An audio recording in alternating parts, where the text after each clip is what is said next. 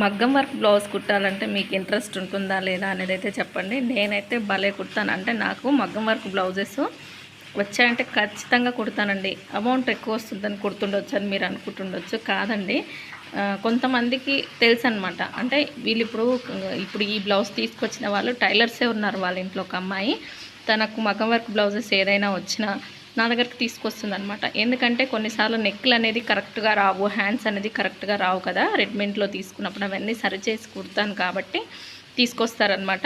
ఇప్పుడు నేను కట్ చేసే బ్లౌజ్ నెక్ అనేది బ్రాడ్గా ఉంది. ఎలా తగ్గించుకొని కట్ చేయాలనేది షార్ట్ వీడియో ఆల్రెడీ పెట్టానండి.